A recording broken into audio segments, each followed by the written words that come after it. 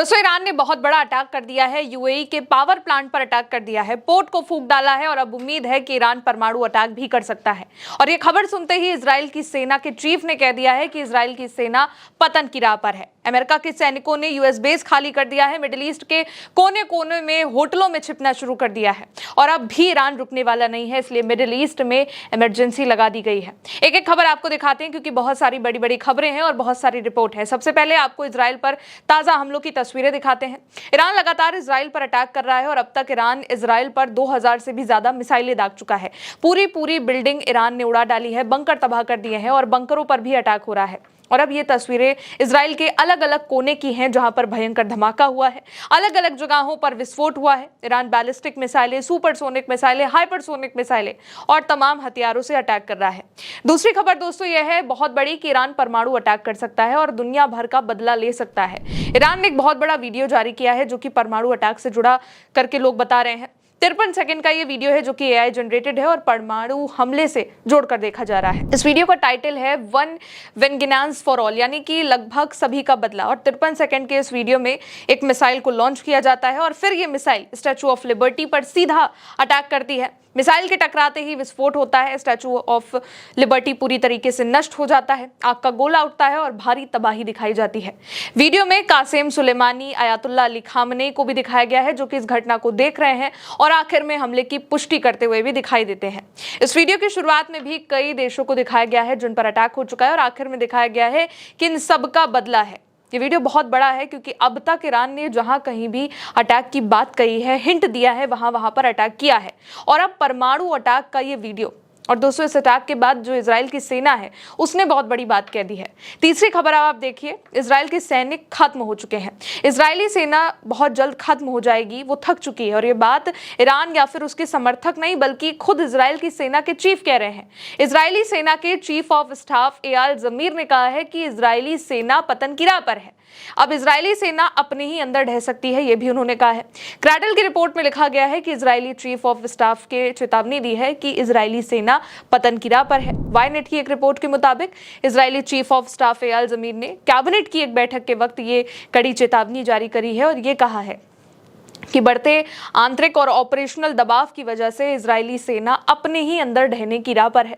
जमीर ने आगाह किया कि सेना की जरूरतें तेजी से बढ़ रही हैं, जबकि सेना गाजा और लेबनान से लेकर सीरिया और कब्जे वाले वेस्ट बैंक तक कई सक्रिय मोर्चों पर पहले से ही बहुत ज्यादा दबाव में है। साथ ही उन्होंने इस बात पर भी जोर दिया है कि सैनिकों की बढ़ती मांगे मौजूदा क्षमताओं के साथ मेल नहीं खाती हैं। इसके साथ ही सरकार भी इजराइल की सैनिकों की भर्ती में कमी को दूर करने के लिए कानून पारित करने में भी विफल रही है। इसमें अति रूढ़िवादी लोगों की अनिवार्य भर्ती, रिजर्व सेवा और अनिवार्य सैन्य सेवा की अवधि बढ़ाने से जुड़े कानून शामिल हैं। साफ है कि इजराइल घबराया हुआ है, उसकी सेना कम पड़ रही है और ये बात खुद इजराइल की सेना से जुड़े हुए लोग कह रहे हैं कि इजराइल की सेना पतन की राह पर है।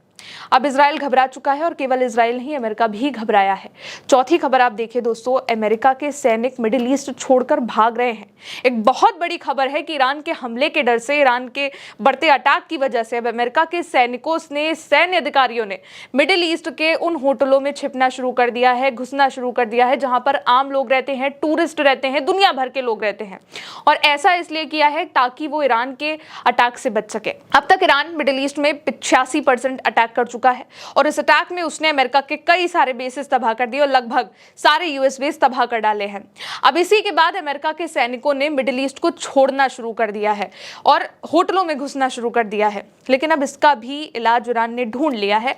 आप अगली खबर देखिए। अब अगली खबर दोस्तों आप देखिए, ईरान की इस्लामिक रेवोल्यूशनरी गार्ड कॉर्प्स ने मिडिल ईस्ट के लोगों से अपील कर दी है कि वो उन इलाकों को तुरंत खाली कर दे जहां अमेरिकी सेना से जुड़े लोग हैं, अमेरिकी सेना है। तस्नीम न्यूज एजेंसी के मुताबिक IRGC के बयान में कहा गया है कि जहां भी अमेरिका के लोग मिलेंगे, अमेरिकी बल मिलेगा, यानी कि वहां पर हमला करना हमारा फर्ज होगा। ईरान की सेना ने इसीलिए चेतावनी दी है कि मिडिल ईस्ट में जिन होटलों में अमेरिकी सैनिक ठहरेंगे उन्हें निशाना बनाया जाएगा, टारगेट किया जाएगा और अटैक भी किया जाएगा। और इनके जो प्रवक्ता हैं IRGC के, शेकारची, उन्होंने कहा है कि जब सभी अमेरिकी सैनिक किसी होटल में चले जाते हैं, किसी होटल में रहने लगते हैं, तो हमारे नजरिए में वो होटल भी अमेरिका का ठिकाना बन जाता है और इसलिए हम चुप नहीं रह सकते हैं। जवाबी कार्रवाई में हम वहीं हमला करेंगे जहां पर भी वो मौजूद होंगे। अमेरिका को यह लग रहा था कि वो छिप जाएंगे, लेकिन अब ईरान अटैक पर अटैक कर रहा है और बड़ा अलर्ट मिडिल ईस्ट में उसने जारी कर दिया है कि जहां कहीं भी अमेरिका से जुड़े लोग हैं, मिडिल ईस्ट के लोग उस इलाके को खाली कर दे, क्योंकि वो इलाका भी अब अमेरिका का अड्डा बन चुका है उनकी नज़र में, इसलिए वो वहां पर अटैक करेंगे। और ये ईरान ने बहुत पहले ही क्लियर कर दिया था कि वो सिर्फ और सिर्फ उन्हीं जगहों पर अटैक करेगा जहां पर अमेरिकी सैन्य अड्डे हैं, जहां पर अमेरिका के सैन्य अधिकारी हैं। फिलहाल दोस्तों आगे बढ़ते हैं। इसी के बाद अब कतर में भी इमरजेंसी लगा दी गई है। कतर की आपातकालीन सेवाओं ने पूरे कतर में एक हाई सिक्योरिटी अलर्ट जारी किया है और ये पिछले एक हफ्ते में पहली बार हुआ है जब ऐसा अलर्ट भेजा गया है। अलर्ट की वजह से लोगों के मोबाइल फोन पर तेज आवाज के साथ एक बीप के साथ एक मैसेज आया है जिसमें लोगों को घर के अंदर रहने और खिड़कियों से दूर रहने की सलाह दी गई है। ये चेतावनी मिसाइल और ड्रोन हमले के खतरे को देखते हुए जारी करी गई है। ईरान कहीं भी अटैक कर रहा है, इसलिए कतर में इमरजेंसी लगा दी गई है। अगर आप देखेंगे तो तमाम बिल्डिंग्स को वो निशाना बना रहा है, बेसिस को बना रहा है, पावर प्लांट्स को बना रहा है, एनर्जी प्लांट्स को बना रहा है और फ्यूल प्लांट्स को बना रहे हैं, जहां कहीं भी वो अटैक कर रहा है अमेरिका से जुड़े ठिकानों पर। और इसीलिए अब कतर में इमरजेंसी लगाई गई है। वहां की सरकार ने गाइडलाइंस निकाल दी हैं, लोगों पे फोन पे मैसेज आ रहे हैं कि वो अपने घर में रहें, बाहर ना जाएं, क्योंकि कहीं भी अटैक हो रहा है। और खासकर बिल्डिंग्स की खिड़कियों से दूर रहे, क्योंकि ईरान लगातार ड्रोन और मिसाइल अटैक कर रहा है, क्लस्टर बम से अटैक कर रहा है। अब अगली खबर देखिए दोस्तों, ईरान ने कुवैत पर बड़ा अटैक कर दिया है। ईरान ने मुबारक अल कबीर पोर्ट पर हमला किया है और ये कुवैत का एक महत्वपूर्ण रणनीतिक बंदरगाह है जो कि बुबियान द्वीप पर है और अभी अंडर कंस्ट्रक्शन है। साथ ही इसे चीन की बेल्ट एंड रोड इनिशिएटिव का हिस्सा भी माना जाता है।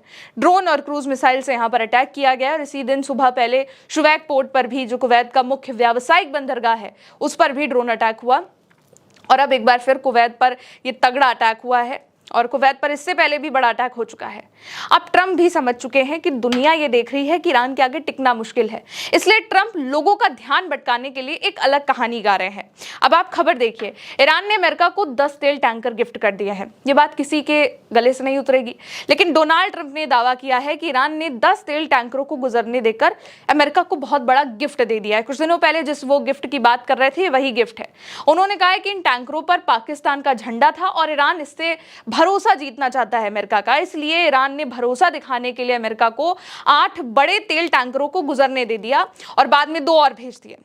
असल में व्हाइट हाउस में कैबिनेट बैठक हुई जिसमें ट्रंप ने पत्रकारों से कहा कि ईरान ने खुद प्रस्ताव दिया था कि वो 8 बड़े ऑयल टैंकर जाने देगा ताकि बातचीत को लेकर गंभीरता दिखा सके। दावा यह भी किया है कि ईरान ने माफी मांगते हुए 2 और टैंकर भेजे, लेकिन ईरान ने अभी तक ऐसा कोई क्लेम नहीं किया है, कोई रिस्पॉन्स नहीं दिया है कि उन्होंने ट्रंप को कोई गिफ्ट या जहाज दिया है। यहां तक ईरान ने अभी तक ये भी नहीं कहा है कि अमेरिका से उसकी बातचीत हो रही है, जबकि ट्रंप पिछले कई दिनों से एक ही रट लगाए हुए हैं कि ईरान से उनकी बातचीत हो रही है, बहुत अच्छी बातचीत चल रही है।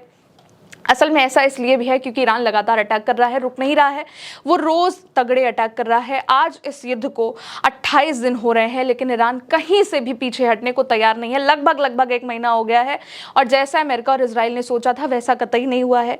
अमेरिका का एयर डिफेंस कमजोर पड़ चुका है, इजराइल का एयर डिफेंस कमजोर पड़ चुका है। अमेरिका जमीन पर सैनिक उतारने की बात कर रहा है और इजराइल की बात करें तो इजराइल की सेना है वो खुद कह रही है कि सेना पतन की राह पर हो चुकी है। इजराइल की सेना में सैनिक कम पड़ चुके हैं और अब तो ये भी कहा जा रहा है कि ईरान परमाणु अटैक भी कर सकता है।